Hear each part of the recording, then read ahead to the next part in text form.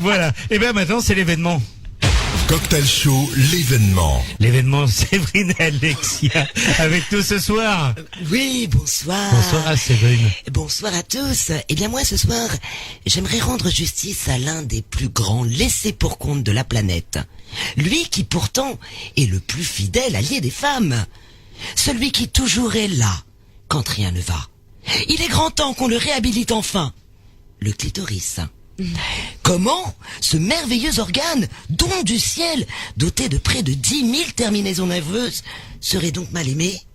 C'est en tout cas le triste constat de ce prof, totalement dépité par l'ignorance de ses lascars sur le sujet.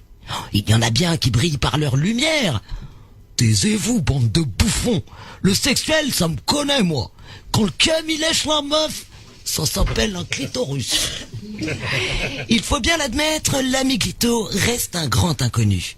En 2010, une étude révèle que seuls 50% des ados connaissent son existence et 16% seulement sa fonction érogène. Étonnant, surtout quand on connaît les efforts menés par l'industrie du porno pour éduquer nos petits. Et pourtant, il fut un temps où médecins et églises encourageaient sa stimulation. Pendant longtemps, on croyait que pour enfanter, il fallait un orgasme. Et on a vite vu qu'en titillant de ce côté de la rose, il y avait un truc qui se passait.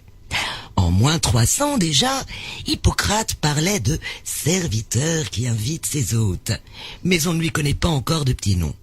Il faut attendre 1559 pour qu'enfin, cette forme aléatoire en légère lévitation soit baptisée clitoris par l'italien Colombo, ça ne s'invente pas.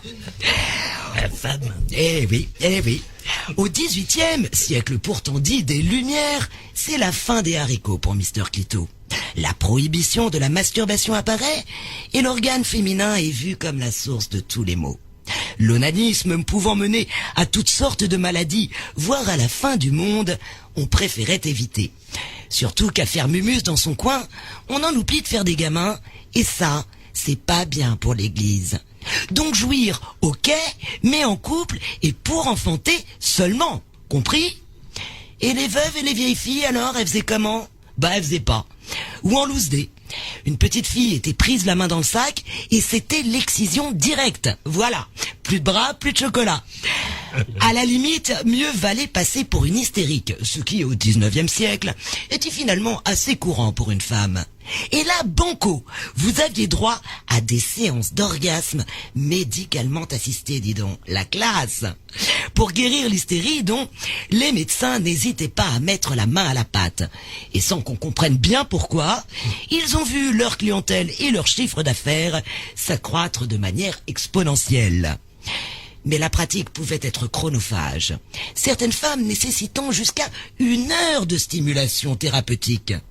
On imagina alors des cures thermales dotées de dispositifs vibrants, notamment le fameux massage hydraulique de la vulve, qui contribua grandement au succès de ces établissements. Dans les années 30, nouvelle période noire pour notre bouton de rose. On se rend compte qu'il ne joue aucun rôle dans la reproduction. Il est donc complètement inutile. Ni une ni deux, on le retire du dictionnaire et c'est réglé. Dans les années 60, c'est pire. On ne le voit pas, on n'en parle pas, on ne le touche pas. Et en 2015, sur Google, le mot clitoris donne 5 fois moins de réponses que le mot pénis. Il est temps que ça change. Pour que la cause du clitoris ne reste pas langue morte, faisons entendre sa voix.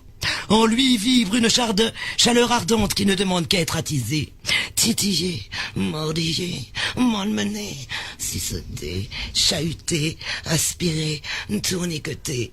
Je me fais sucer la friandise, je me fais caresser le gardon, je me fais empeser la chemise, je me fais picorer le bonbon, je me fais frotter la péninsule, je me fais béliner le joyau, je me fais remplir le vestibule, je me fais ramener l'abricot, je me fais farcer